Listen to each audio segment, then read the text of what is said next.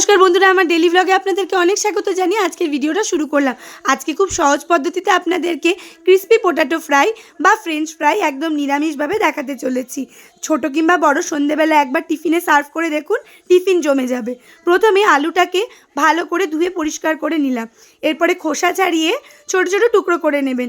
খুব মোটাও করবেন না, আবার খুব পাতলাও কিন্তু করবেন না। এরপরে ভালো করে কচলে আলুটাকে ধুয়ে নেবেন।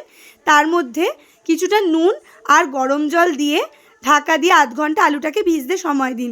আধ ঘন্টা পরে আপনারা ভালো করে জল ঝারিয়ে নিয়ে একটা পরিষ্কার কাপড়ে আলুটাকে ভালো করে মুছে নিন, যাতে একদম জল না থাকে।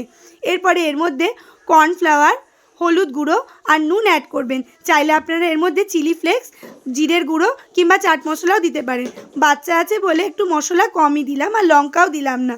এরপরে কড়াইয়ে সাদা তেল একদম ফুটন্ত গরম হবে যখন, তার মধ্যে ছেড়ে দিয়ে আঁচটা কমিয়ে দিলাম। এবার ডিপসের জন্য কিছুটা মেয়োনিজ আর কিছুটা টমেটো সস নিয়ে ভালো করে একটা মিশ্রণ তৈরি করে নিলাম।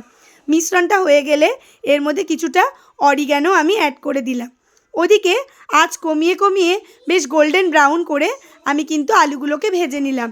ভালো করে তেল ঝারিয়ে নিয়ে একদম গরম গরম এই ডিপসের সঙ্গে একবার সার্ভ করে দেখুন, টিফিন কিন্তু জমে যাবে। ভিডিওটা কেমন লাগলো অবশ্যই জানাবেন। ভালো লাগলে লাইক কমেন্ট করবেন।